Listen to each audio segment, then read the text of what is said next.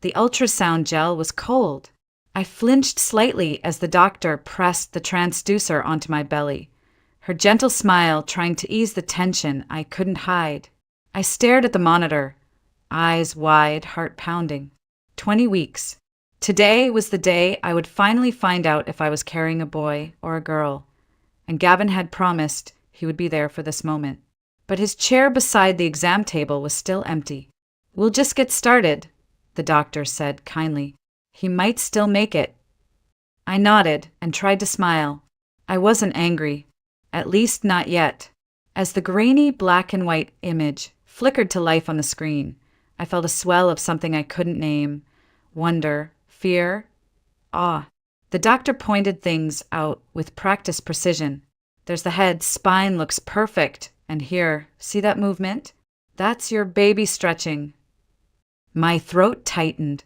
My child, the tiny person I dreamed about for months, was real, alive, squirming inside me. I gripped the paper sheet draped across my thighs and whispered, "You're doing great, baby." The doctor paused. "Would you like to know the sex?" My breath caught. I nodded. She adjusted the probe, squinted at the screen, and smiled. "Congratulations. It's a boy." For a second, the world just stopped. My lips trembled. I blinked fast. A boy. I whispered the word to myself like a prayer. Gavin was going to be thrilled. He'd always talked about teaching his son to throw a football, to fix up old cars, to be a man's man, but with feelings, he joked.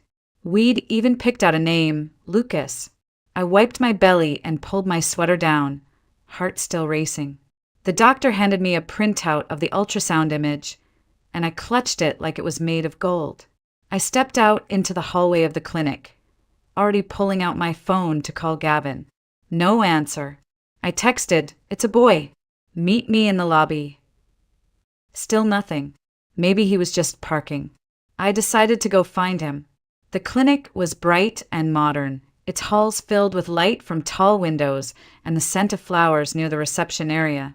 I turned the corner toward the elevators, slowing my pace as I scanned for Gavin's familiar frame. That's when I heard it.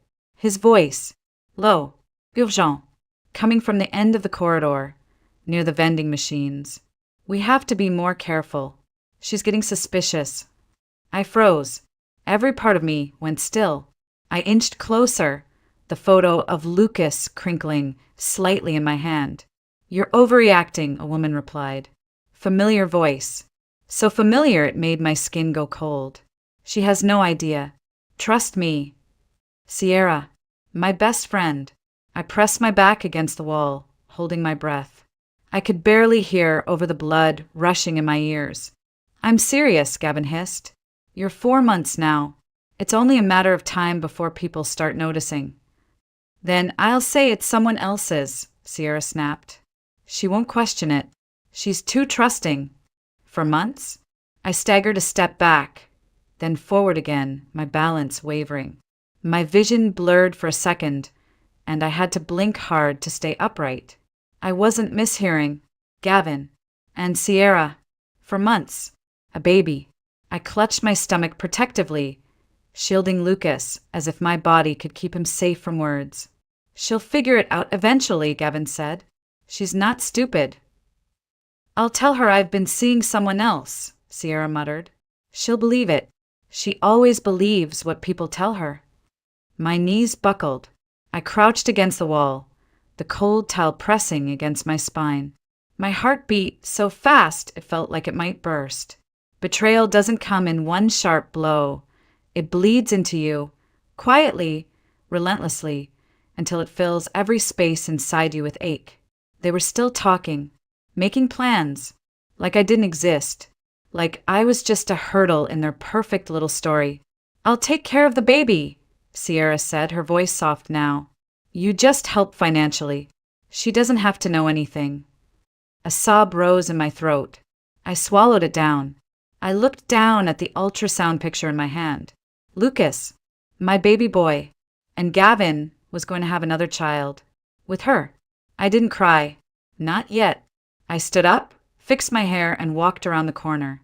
"Hey, babe," I said, smiling like nothing had shattered inside me. "You're not going to believe what I just found out." Gavin spun around the second he heard my voice. He looked startled, too startled, but he recovered quickly, that signature smile slipping onto his face like it always did. "There you are," he said, striding toward me as if nothing was wrong. "I was just looking for you." "Were you?" I asked lightly. My voice didn't crack. It didn't rise or shake. It was smooth, controlled, rehearsed, even though none of this had been in any script I'd ever imagined for my life. Sierra stood a few feet behind him, her expression unreadable. She didn't say a word, just offered me a tight, plastic smile and quickly walked away down the hall. Gavin didn't watch her leave. He turned all his attention to me, to the photo in my trembling hand. "Well?" he asked, his eyes sparkling with excitement. "Is it?" I handed him the picture. He looked at it, then gasped. "A boy." His face lit up. "Lucas. Our Lucas." I knew it. He reached out and wrapped his arms around me, lifting me slightly off the ground. I forced a laugh. My face pressed against his shoulder, and for a second, I inhaled the familiar scent of his cologne. Citrus and sandalwood, the scent I once loved. Now it made my stomach twist. He kissed my temple. "You okay?" he asked, pulling back to study my face. "You look pale." "Just tired," I murmured. "Long morning." "Of course. Come on, let's go home. We'll celebrate properly. You want pancakes or steak? You can have anything you want today." He looked so happy, so genuinely elated. I almost wondered if I'd imagined it all. Almost. But then I remembered Sierra's voice, the way she said, "She always believes what people tell her." And I remembered Gavin's face when he said, "For months now." No, I didn't imagine any of it. I sat beside him in the car, staring out the window as Boulder's late autumn streets rolled by. Leaves blew in soft spirals across the pavement. The world outside looked exactly the same as it had this morning. But inside me, everything had changed. Gavin hummed to a country song on the radio. He drummed the steering wheel with his thumbs. He talked about baby names, baby clothes, soccer games, birthday parties, the kind of stroller he wanted to buy. I didn't respond. I just smiled when I had to, nodded when he asked if Lucas still felt right, gave a quiet when he asked if we should tell our parents tonight. When we pulled into the driveway of our home, a cozy 3-bedroom tucked into a quiet neighborhood just outside town, I realized I didn't want to go inside. That house used to feel like a dream. Now it felt like a stage, and I was the actress trapped in a play I never auditioned for. "I'll start dinner," I said once we were inside. "You should rest. You've had a long morning, too. Don't be silly." "Let me help." "No," I said too fast. Then softened. I'd rather just do something with my hands. It calms me." He kissed my cheek and disappeared into the living room. I could hear the television come on, the low hum of a football game. I stood in the kitchen and peeled potatoes with robotic precision. My hands moved. My brain spun. For months. Sierra was 4 months along. I got pregnant in September, which meant she had conceived in July or early August. I counted backward, lips moving silently. The weekend, Gavin had gone back into town from the lake house. He said it was because he forgot to submit something urgent for work. He was gone 2 nights. I'd thought nothing of it at the time. I'd even teased him when he came back, "Don't fall in love with your spreadsheets." He hadn't fallen in love with spreadsheets. He'd fallen into bed with Sierra. The knife slipped, nicking my finger. I stared at the blood bead forming on my skin, bright and sharp. But I didn't flinch. I pressed a paper towel to it and kept going. Gavin walked in a few minutes later, sniffing the air. "Smells amazing," he said. "You're incredible. Honestly, I don't know how I got this lucky." I turned my back to him, stirring the pan so he wouldn't see the tremble in my shoulders. I was going to vomit. He came up behind me, slid his arms around my waist, and pressed a kiss to the back of my neck. "I can't wait to meet our son," he whispered. You're going to be such a good mom." I closed my eyes and swallowed the scream lodged deep in my throat. That night, I barely slept. Gavin curled around me like always, his hand resting protectively on my stomach, like some kind of noble guardian. But I couldn't breathe. I lay there wide-eyed, staring at the ceiling, listening to the rhythm of his breathing. Calm, steady, deceitfully peaceful. How could he sleep so soundly knowing what I knew now? How could he hold me like that when just hours ago he was talking to my best friend about hiding her pregnancy? I watched the shadows shift across the ceiling and tried to remember what it felt like to love him. Really love him. But something inside me had cracked so violently, so suddenly, and I couldn't find the pieces anymore. At sunrise, I slipped out of bed. I padded barefoot to the kitchen, made a pot of tea, and sat in the silence of our home like a ghost. Every corner of that house held memories. Our engagement on the back porch, the nursery we'd only just started painting, the wall of sticky notes Gavin used to leave me every morning, little love notes taped to the fridge. I used to think that was love. I used to think we were real. But real love doesn't hide children. When Gavin finally stirred, he came into the kitchen yawning, rubbing his eyes, and smiled at me like nothing had happened. "Morning, babe. You okay?" I nodded. Just couldn't sleep. Too much on my mind. He leaned down to kiss my forehead, and I didn't flinch. That scared me more than anything. I didn't flinch because I didn't feel anything at all. Later that morning, I opened my laptop and stared at a blank document for nearly 10 minutes before I finally started typing. It wasn't a letter. It wasn't a list. It wasn't even a plan. It was just a stream of consciousness pouring out like water from a cracked pipe. Everything I couldn't say aloud, I gave to the page. He betrayed me. She betrayed me. And now I'm supposed to pretend I don't know. I'm supposed to raise this child in the same house where that secret lives, like it's some dormant volcano no one wants to name.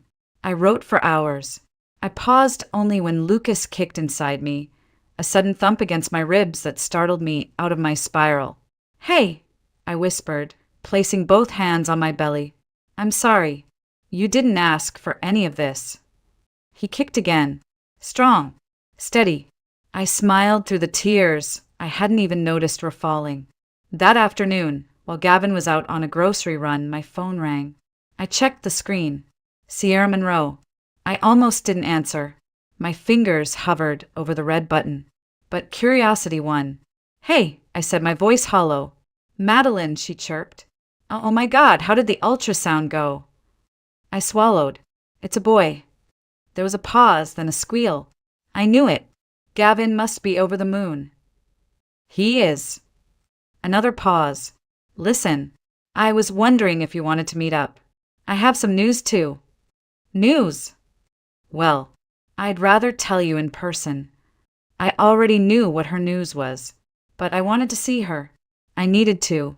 I needed to look into her eyes and see whether any part of her felt guilty, whether any part of her remembered that we were supposed to be sisters. "Sure," I said. "Maple and pine at 4. "Perfect. See you then." The moment I hung up, my hand started shaking. That cafe was our place. The cozy corner table with the chipped sugar jar. The ivy in the window, we always joked, looked fake, but wasn't. It was where we used to dream up vacations we couldn't afford and talk about the men we loved, or thought we did. It was the one place that still felt untouched.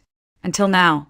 When I walked in later that afternoon, Sierra was already there, sipping a latte, her cheeks glowing, her free hand resting gently on her stomach. She stood when she saw me. "Mads!" she beamed, pulling me into a hug. "You look radiant." I hugged her back barely. She felt warm, familiar, and completely foreign. We sat. She leaned forward, her eyes bright. "Okay, so, there's this guy." I looked at her and smiled. "Tell me everything." And I meant it, because I needed to hear every single lie fall from her lips. She was glowing. That was the first thing I noticed. Sierra always had a way of looking effortlessly beautiful, like someone who never needed to try. But this was different. There was a light in her face that wasn't from foundation or a good night's sleep. It was pride, excitement, a kind of happiness I hadn't seen in her before, and I hated that I noticed. "So," she said, folding her hands on the table between us. Her nails were freshly painted, soft pink. "I know I've been vague, but I wanted to tell you in person. There's someone." I sipped my lemon tea slowly. "Someone serious?" Sierra blushed like a teenager. "More than serious. He's amazing, Mads. Kind. Generous. He says I make him feel alive again." I stared at her across the table, watching her speak with a kind of practiced sincerity, like she believed every word she said. Or maybe she really did. "And you're keeping it a secret because—" I asked. She tilted her head. "Well, it's complicated. He's married." I almost choked. Not from shock, I already knew, but from how casually she said it, like she was talking about the weather. "But he's leaving her," she added quickly. "It's been over for a long time between them. He just hasn't figured out how to tell her yet. She's very fragile." Fragile. I gripped the edge of the table beneath the linen cloth and pressed down hard. "Have I met him?" I asked. My voice was so steady, I almost surprised myself. Sierra hesitated. "Maybe. But I promise not to say anything until things are more official." "Official?" I repeated. She smiled dreamy. "He wants to marry me, Madeline. We're going to be a family." My stomach turned. Lucas flipped inside me as if reacting to the absurdity of it all. "And he knows about the baby?" "Of course. He's been so supportive, buying vitamins, making sure I rest. He talks to the bump when he thinks no one's looking." She giggled. I stared at her. I couldn't see a trace of guilt, not even a shadow. "And his wife?" I asked quietly. "He says she's distant, cold, that they're just coexisting now. He's only staying for the baby. She's pregnant too, apparently. But he says it doesn't mean anything anymore." The audacity of it hit me like a slap. He told her I was cold, distant, that this child growing inside me, Lucas, was meaningless, just an obligation. I looked away, blinking hard. "Anyway," she continued, her voice light and breathy, "it's all finally falling into place. We're thinking of moving out of the city. A house with a backyard. A fresh start." I nodded slowly. "Sounds lovely." She beamed. "It will be. He deserves peace, you know. And I deserve to be chosen." I wanted to scream. "You were chosen the moment you said yes to ruining another woman's family. You were chosen when you let him touch you, knowing exactly who he came home to at night." But I didn't say any of that. Instead, I smiled. "Do you think he'll really leave her?" Sierra's expression faltered just for a second. "He said he would. He promised. He's just waiting for the right time." A flicker of doubt. It was there, barely visible, but I caught it. "And if he doesn't?" I asked. She shook her head. "He will. I know him." I set my cup down. "I hope, for your sake, that you're right." She reached across the table and took my hand. "I'm so glad I could tell you. You're the only person I trust with this." That line almost broke me. I'm the only person she trusts. While she carries the child of the man I married, the man I loved, the man who lied to both of us, and somehow convinced her that she was the victim in this mess. We paid the bill. She hugged me tight at the door, her voice sweet in my ear. "Don't tell anyone, okay?" I forced a smile. "Your secret's safe with me." Because I needed it to be. For now. When I got back home, the first thing I did was lock the bathroom door. I didn't want Gavin to see my face. I didn't want him to touch me, ask questions, or flash that charming, polished smile that used to disarm me so easily. I needed silence, and space, and time to breathe without choking on all the lies I had just swallowed over coffee and lemon tea. I sat on the closed toilet lid, clutching my stomach with both hands, rocking gently, as if that would calm the storm rising inside me. Lucas kicked once, then again, small thuds beneath my ribs like he could sense everything inside me unraveling. I whispered to him, "It's okay. Mommy's just tired. Just a little tired, that's all." But I wasn't tired. I was furious, and I was scared. The worst part was how good she had been at lying to me. Sierra hadn't stammered, hadn't hesitated, except once, when I asked if he would really leave his wife. For a moment, I saw the girl I used to know, the one who cried at rom-coms and swore she'd never settle for someone who didn't love her out loud. But it disappeared just as fast as it came, buried under that self-congratulatory glow she wore now. She really believed Gavin was hers. And maybe he was. After dinner, Gavin curled up with me on the couch like nothing was wrong. He placed a hand on my belly and said, "Can't wait to meet this little guy." I nodded, letting him speak, but I barely heard his words. My mind was elsewhere, in a delivery room, in a courtroom, in a future that looked nothing like the life I'd built in my head. Later that night, while he snored softly beside me, I sat at the kitchen table with the lights off. I didn't want to cry. I didn't want to break. I wanted to understand. How long had it been going on? When did it start? How could he touch me and her and look both of us in the eye like nothing was wrong? And most of all, why didn't I see it coming? I had always prided myself on being observant, grounded. I taught high schoolers how to read between the lines of a story, how to spot the truth in fiction, and yet I had missed the biggest betrayal of my life unfolding right in front of me. My phone buzzed. A text from Sierra. "Today was so special. Thank you for listening. I feel like I can finally breathe again." I stared at the message for a long time, then turned my phone face down on the table. Around 2 a.m., I finally collapsed into bed. I didn't sleep. I hovered in that strange space between dreaming and waking, where thoughts repeat in loops and emotions blur into numbness. By morning, I knew I couldn't stay in that house another day without going insane. I needed air. I needed truth. I needed my mother. Gavin was still asleep when I dressed quietly, packed a small bag, and slipped out the front door. I didn't leave a note. I didn't send a text. I just got in the car and drove. The roads were quiet. The trees lining the highway dipped in gold and orange. Fall was fading fast, and winter would be here soon. I drove through the suburbs, past the park where Gavin and I used to walk our dog before she passed, past the bookstore where Sierra and I once spent an entire Saturday arguing about whether romance novels deserved literary respect. I arrived at my parents' house just after 9 a.m. My childhood home looked exactly the same, quaint, warm, and steady. There were mums on the porch and a small wooden sign by the door that read, "Home is where your story begins."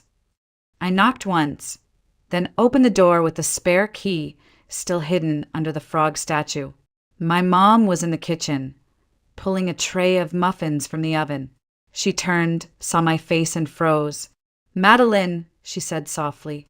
"Sweetheart, what's wrong?" That was all it took. My lips parted, but no sound came out. Just tears. Endless, silent, bitter tears. She rushed forward, wrapping me in her arms. "I'm here," she whispered. "Whatever it is, we'll face it together." And for the first time in weeks, I let myself fall apart. My mother didn't ask anything right away. She just sat me down at the kitchen table, poured a cup of tea like she always did when life got hard, and placed it in front of me with both hands. "You don't have to talk yet," she said gently. "Just breathe." I did. I tried, but the words kept forming in my chest like a pressure valve about to blow. "He's cheating on me," I whispered. She didn't blink, didn't gasp or drop her mug. She just sat quietly, her eyes never leaving mine. With "Sierra," I added, and that name broke something loose inside me. Mom's breath caught. "Sierra? You're Sierra." I nodded, too ashamed to cry again. Her face tightened, not with shock, but with fury. "How long?" "For months," I said. "She's pregnant. It's his." She covered her mouth, her fingers trembling. "Oh, honey," I laughed. It was bitter and sharp and nothing like joy. And the best part? They were planning to keep it from me. He promised to support her financially, but to keep it quiet. I overheard them after my ultrasound. I was about to tell him he's having a son, and he was around the corner telling my best friend how to lie to me. Silence swallowed the room. The only sound was the hum of the refrigerator and the tick of the old wall clock above the window. Then Mom said, "Did you tell him you know?" I shook my head. Not yet. I didn't trust myself. I was afraid of what I'd say or do. So I came here. I needed to feel sane again. She reached for my hand and held it tight. "You are sane," she said firmly. "You're grounded and brave and good. That man, he doesn't deserve you." I didn't answer. From the living room, I heard the front door creak open. My dad's footsteps were unmistakable. Slow, steady, deliberate. He stepped into the kitchen a few moments later, newspaper tucked under his arm, reading glasses still perched on his nose. He took one look at me and frowned. What happened?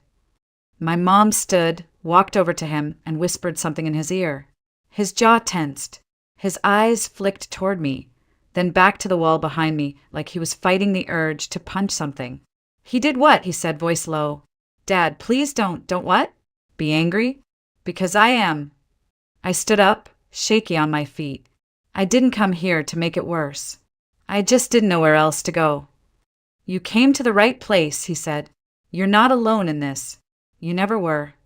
I sank back into the chair, exhausted in a way that sleep wouldn't fix. "I don't even know what to do," I whispered. "Should I leave him? Should I confront him? Should I wait until the baby's born? What if Lucas grows up without a father?" My mom looked at me with eyes that had seen so much.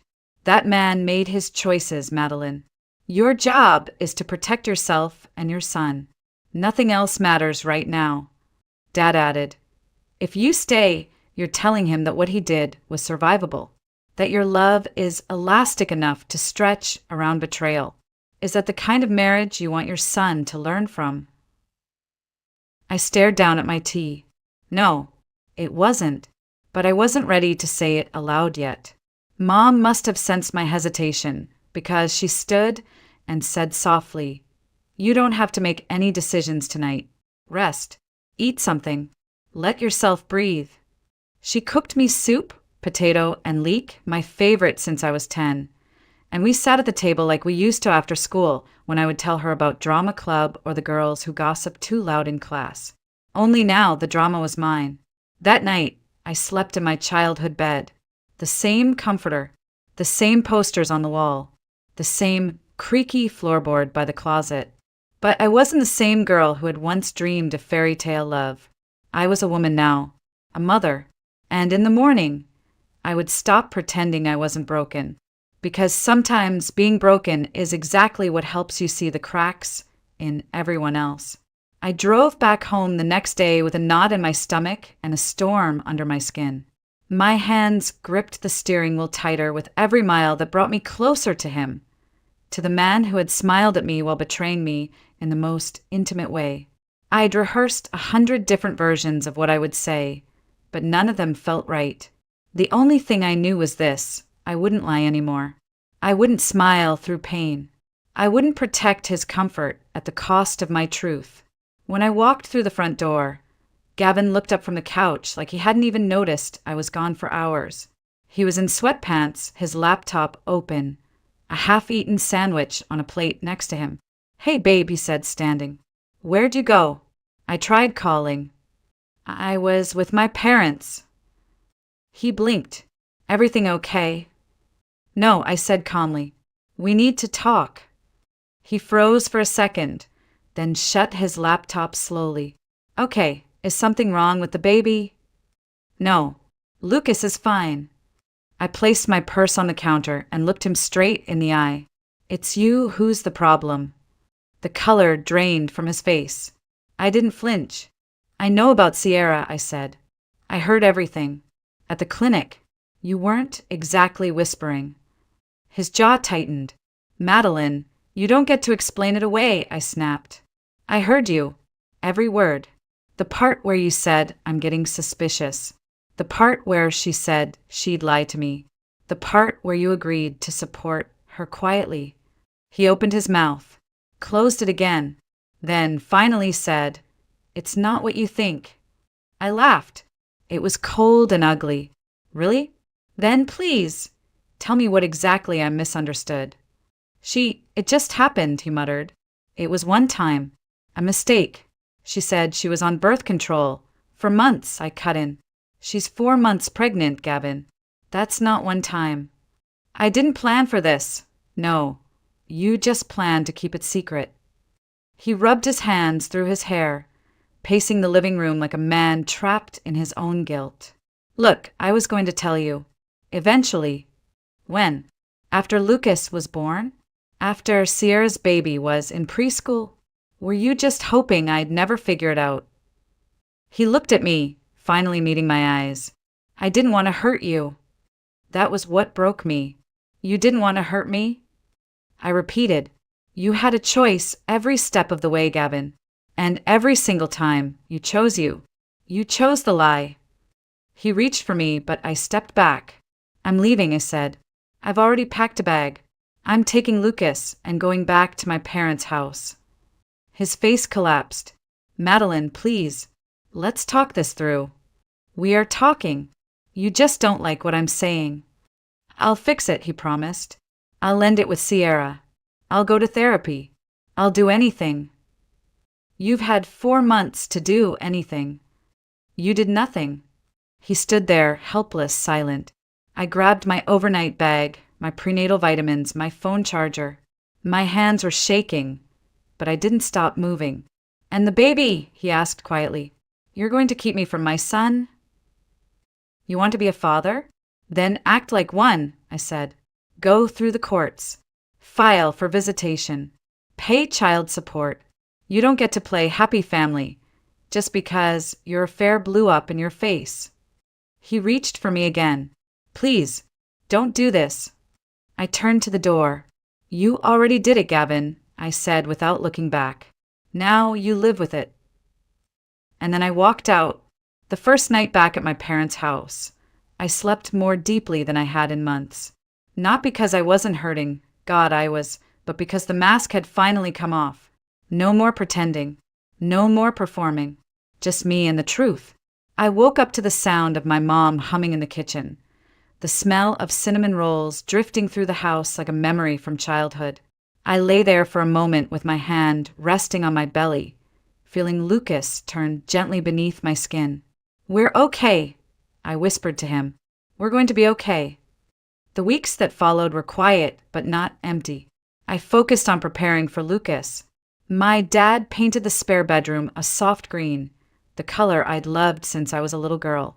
My mom sorted through old baby clothes she'd kept from when I was born.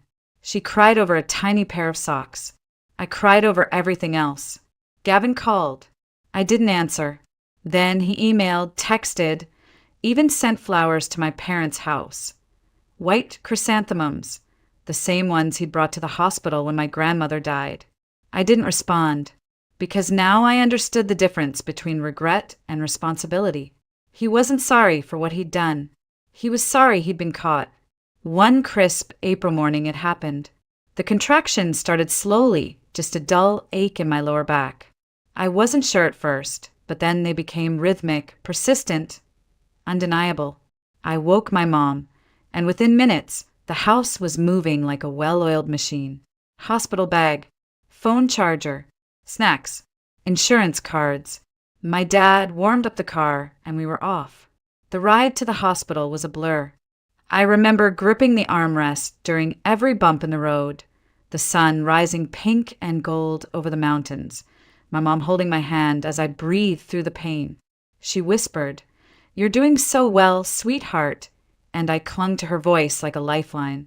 Labor was intense, but manageable.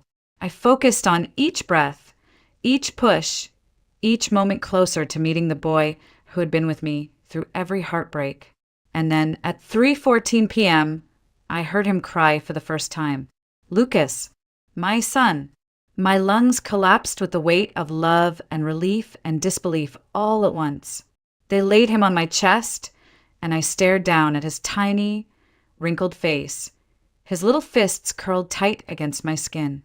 "Hi," I whispered, stroking the damp fuzz on his head. "I'm your mom, and you're my everything." He blinked up at me, slowly, sleepily, then settled into my heartbeat like he'd been waiting for it all along.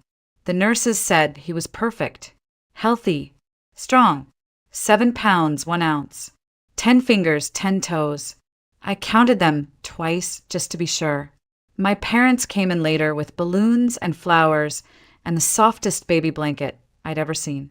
My dad teared up when he held Lucas, and my mom couldn't stop smiling. Gavin wasn't there. He didn't know I was in labor, and even if he had, I wouldn't have let him in that room. The next day, I signed the birth certificate. Lucas Gavin Pierce. I paused at the middle name, fingers hovering over the line, then wrote it anyway. He deserved to know who his father was, even if I'd never let that man define him. Back at my parents' house, we settled into a rhythm. Feedings, diaper changes, naps repeat. Lucas rarely cried. He loved being held. His favorite place was curled against my chest in the early hours of the morning, when the whole house was still asleep and it felt like it was just the two of us in the world. Gavin emailed again. This time he wanted to meet. He said he missed his son, that he wanted to step up. I forwarded the message to my lawyer. Let him show up in court. Let him prove it, because fatherhood isn't made of shared DNA or one-time apologies. It's made of presence and truth and work, and I was already doing all of that, alone. Lucas was nearly 6 months old when I saw her again. I hadn't planned for it. I hadn't even thought much about Sierra in those final months of my pregnancy, too focused on feeding, sleep schedules, and 1,000 little decisions that came with motherhood. But then one afternoon, while walking Lucas through the park in his stroller, I saw her. She was sitting alone on a bench near the duck pond, holding a small baby in her arms. Our eyes met. I froze. For a moment, I considered turning around, just walking the other way and pretending I never saw her. But something in her face stopped me. Not fear, not guilt, something closer to grief. I pushed the stroller toward her slowly. Lucas stirred, then dozed back off. When I reached the bench, I stood in silence for a beat. Sierra looked up at me. Her hair was pulled into a messy knot, and her eyes looked heavier than I remembered. "Hi," she said, her voice small. I nodded. "Hey." There was a long silence between us. The babies were the only sound, gentle coos, soft breaths, the rustle of blankets. "He's beautiful," she said, glancing down at Lucas. "Looks just like you." I sat at the far end of the bench. "Is that her?" Sierra nodded. "Emma. For months, last week." I looked at the baby girl in her arms. She had Gavin's chin, his eyes. I wondered if he'd met her yet. "She's sweet," I said quietly. "Thanks," Sierra whispered. "She cries a lot. I haven't slept more than 3 hours straight in months." I smiled, tired, understanding. "Yeah, same." More silence. This time it wasn't awkward. It was just real. Finally, she said, "I wanted to call, to apologize, 100 times, but I didn't know if you'd ever want to hear from me again." I didn't answer, because the truth was I hadn't decided. "I was stupid," she continued, her voice cracking. "I thought he loved me. I don't know what I thought. He told me everything I wanted to hear, and I believed him." "That makes 2 of us," I said. She looked at me then, really looked. "He left us," she whispered, "a month after she was born. Said he needed to focus on rebuilding his life. I haven't heard from him since." I didn't feel satisfaction. Not really. What I felt was tired, heavy, like her words had taken me back to the day I left him and everything I'd carried since. "I'm sorry," she said. "Not just for that. For all of it. For betraying you. For thinking I was different." I studied her for a long moment. Her shoulders were slumped. Her hands trembled slightly as she rocked the baby. She didn't look like a rival. She didn't look like the girl who once wore matching bracelets with me in college, who helped me choose my wedding shoes. She looked like a mother. And like me, she was doing it alone. "I don't hate you," I said finally. I thought I did, but I don't. She turned her face toward me, surprised. "I don't forgive you either," I added. "At least not yet. Maybe not ever. But I'm not carrying it anymore." She nodded slowly. "That's fair." We sat there another 5 minutes, just listening to our babies breathe, watching ducks cut across the pond's still surface. Then I stood. "Take care of her," I said. "You too," she whispered. And I walked away, not in anger, not in bitterness. Just done. Autumn returned quietly like an old friend. The leaves turned gold again. Just like they had the year everything fell apart, but this time I wasn't breaking. I was still standing. Stronger, quieter, steadier. Lucas had just turned 1. He was walking now, with the awkward, determined steps of a child who didn't know fear yet. His laughter filled the rooms of my parents' house like light. Every morning he pointed to the window and shouted, "But!" his version of bird. And every evening he fell asleep with his head tucked beneath my chin, like he belonged there. Because he did. I never went back to Gavin. The legal process had taken months, but it ended the way I expected. Gavin was ordered to pay child support, granted supervised visitation twice a month, which he used twice, then stopped showing up. No calls, no texts, no more white chrysanthemums. He vanished from our lives the way liars always do, quietly, like smoke from a fire already put out. And I let him. Sierra sent a photo once. Emma in a blue dress, clutching a stuffed bunny. There was no caption, just a picture. I didn't reply, but I saved it. Not for her. Not even for me. For Lucas, maybe. One day he might ask. I returned to teaching part-time that spring. My mother watched Lucas while I stood in front of bright-eyed teenagers and taught them how to read between the lines, how to spot truth inside fiction. The irony wasn't lost on me, but more than that, it helped me breathe again. I wasn't just a mother or a daughter or a woman who had been betrayed. I was Madeline, a teacher, a survivor, a whole person. We moved out of my parents' house shortly after Lucas's 2nd birthday. Just a little rental on the edge of town, a white cottage with blue shutters and a crooked fence, but it was ours. On our first night there, I sat cross-legged on the living room floor eating pizza with Lucas, the box open between us, tomato sauce smeared on both our faces. He looked up at me, cheese stuck to his chin, and said, "Mama happy?" I laughed. It caught me by surprise. "Yeah, baby," I whispered. "Mama's happy." Sometimes people ask me if I've forgiven Gavin. I never know what to say. Forgiveness is a tricky thing. People like to think it's a finish line you eventually reach. Like once you've crossed it, you're free. But I think forgiveness is more like a room you choose not to walk into. A door you keep closed, not because you're bitter, but because the air in there never made you feel like yourself. I don't need him to be sorry anymore. I don't need him at all. Because Lucas wakes up every day and shouts my name like it's the only one that matters. Because I can look in the mirror and not see someone broken, but someone rebuilt. Because the life I have now, it isn't flashy, it isn't perfect, but it's honest. And that's enough. One day, I'll tell Lucas everything. Not to make him hate his father, but to teach him what real love looks like. What real strength sounds like. How to never mistake quiet for weakness or kindness for permission. But for now, I let him sleep. I let him laugh. I let him grow in a world where truth is not something to fear, but something to trust. And every night when I tuck him in and kiss his forehead, I whisper the same thing. We made it. Because we did. And we always will.